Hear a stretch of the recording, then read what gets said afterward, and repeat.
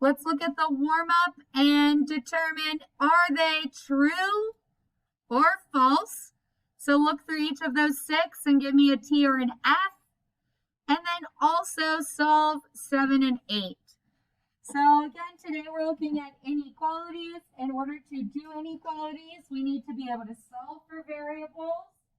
And we need to understand if a statement is true or false.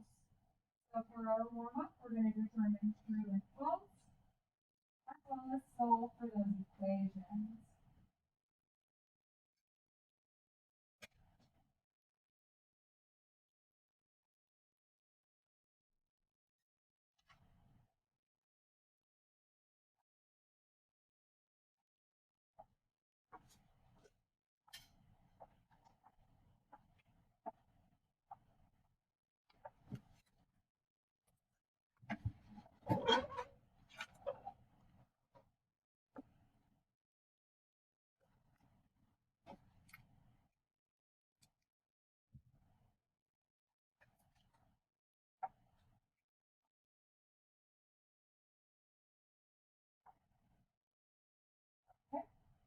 So 5, is 5 less than 12? Yes.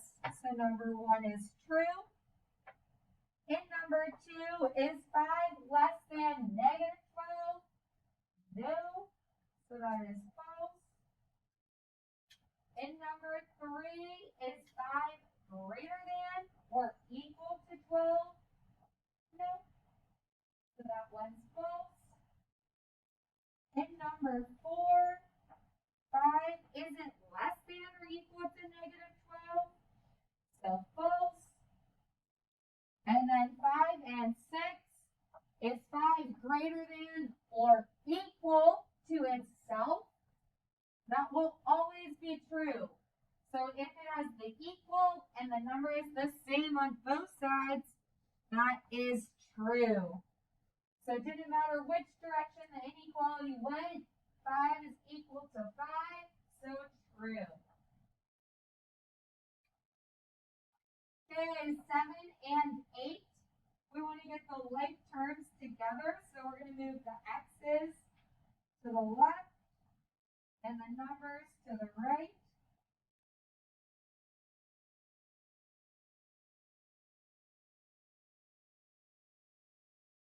So you get x equals negative 6. And then on the other side, I would distribute my 9 and then combine like terms.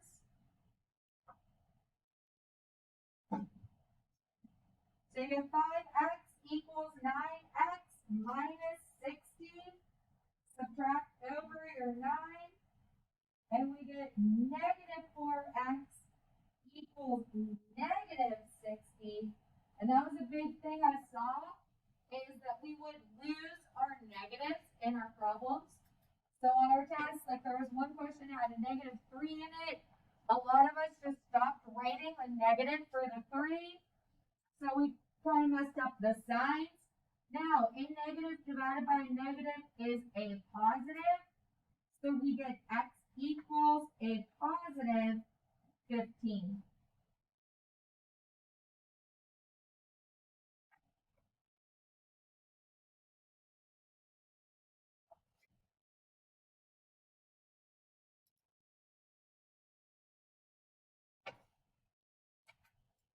So again, our focus today, tomorrow, Monday, Friday, is all going to be on inequalities. So we're going to be taking the idea of an inequality and looking at it. An inequality, by definition, is a comparison of two quantities. An inequality, by definition, is a comparison of two quantities. The most important part is understanding the wording. So an inequality that is greater than could also be expressed as more than. And when you graph it, it will always be an open circle.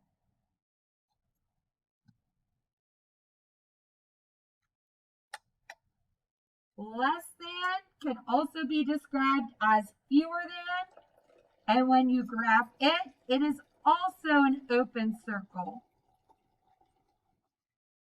Once you include the bar under the inequality, you're adding to that the equal part.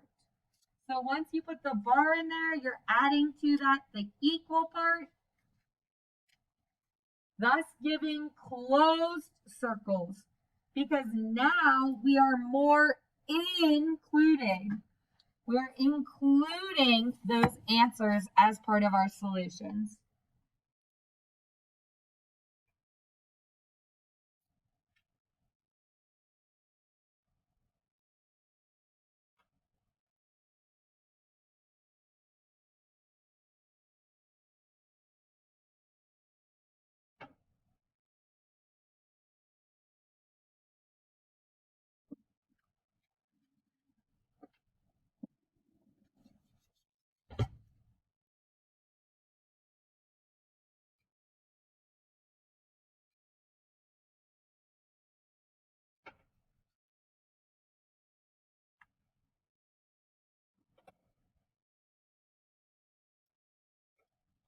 There are properties that go along with inequalities.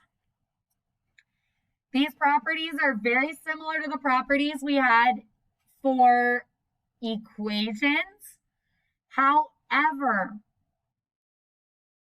inequalities, when you multiply or divide by a negative, have a special property where you change the direction of the sign. So here in the multiplication and the division, this is the rule that happens when you divide by a negative or multiply by a negative.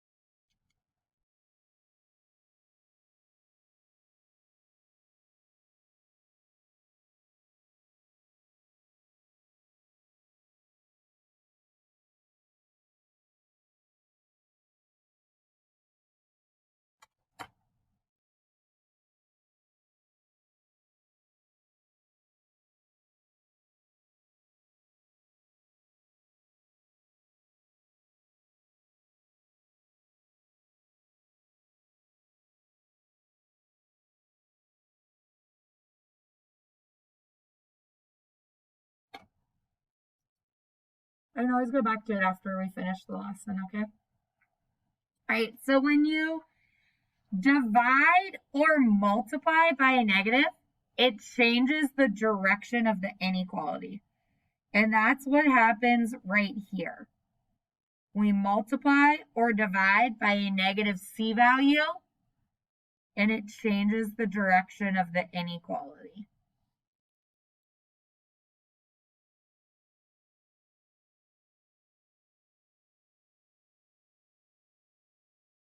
And again, every single one of those is if A is less than or equal to B. You can literally draw an arrow straight down from the first one if you want. We don't have to write the if A is less than or equal to B.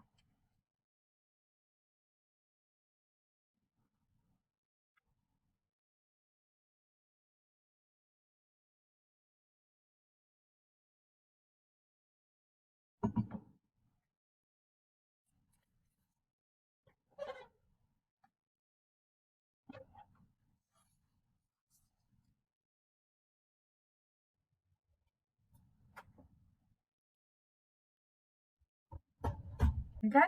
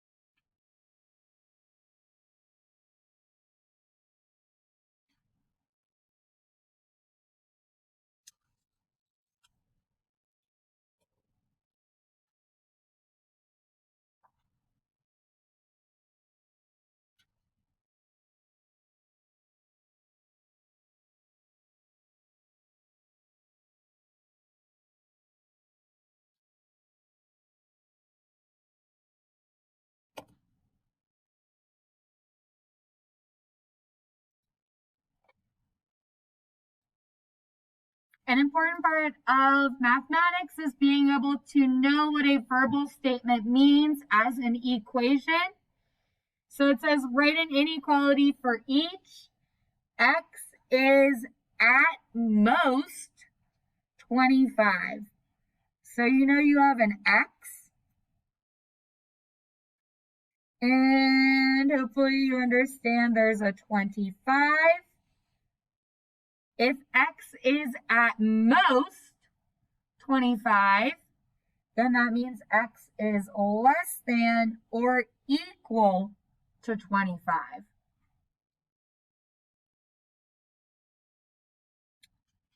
X is not equal, so that's an equal sign with a line through it, to 25. So that means X could mean anything but 25.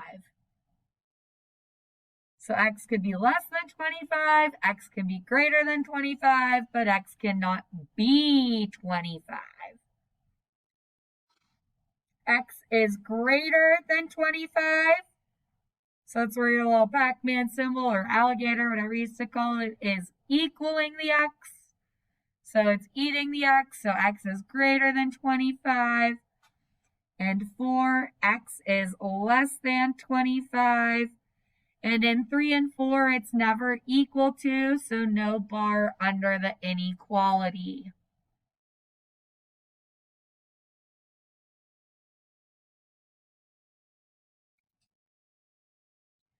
So the last thing we want to do today is solve these inequalities. So we're simply going to distribute, clean up, and combine like terms.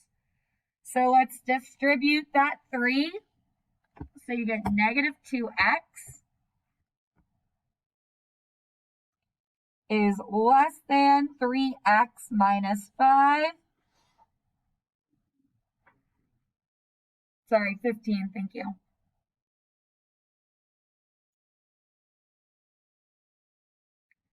And then you're going to subtract 3x from both sides.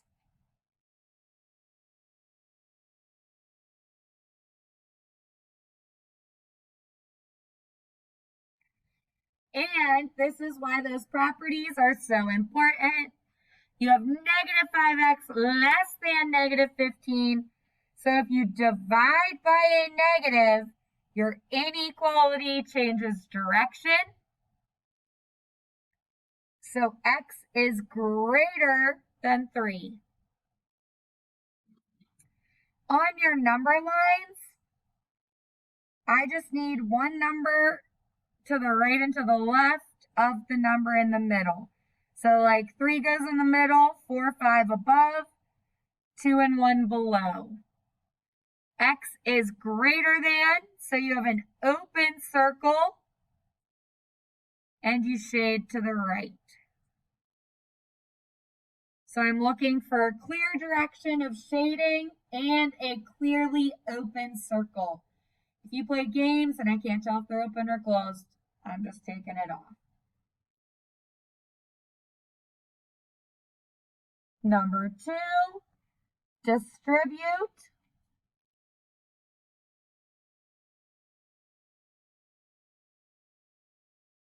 Combine like terms.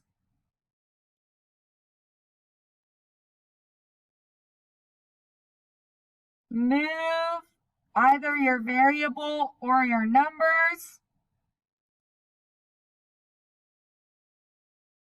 And then divide. Now, I divided by a positive. So even though the number I divided by was negative, it's all about the number you divide. So I divided by a positive, therefore the inequality does not change directions. So this is saying n is less than or equal to negative 2. So you could rewrite it so that the variable is on the left. I suggest rewriting it if you try to use the inequalities to determine the direction you shade. So negative 2 in the middle, Negative 1 and 0 are to the right, not negative 3 and negative 4. Negative 3 and negative 4 are smaller than negative 2, so they go to the left. This is a closed circle on my number line. And my values are less than negative 2, so I shade left.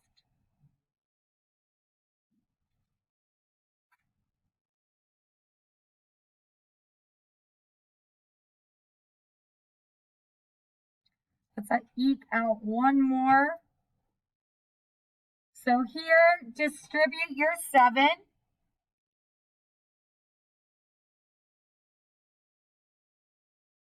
When you subtract 7x, what happens?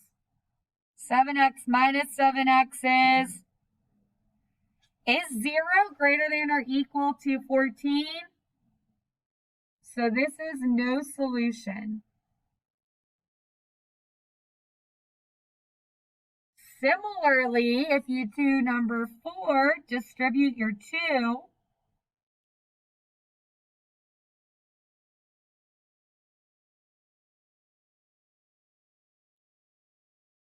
Two x minus 2x is 0. 2 plus 3 is 5. Is 0 less than 5? Yes. So instead of no solution, this is infinite solutions. Fantastic.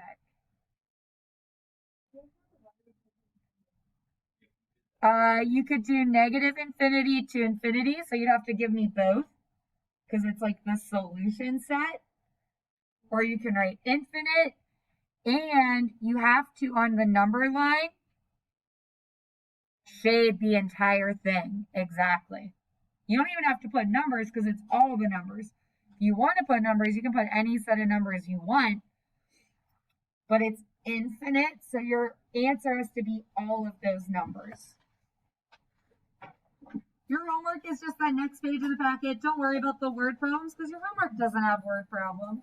If it does, it has one, and it's very, very easy. I told you you were going to like today.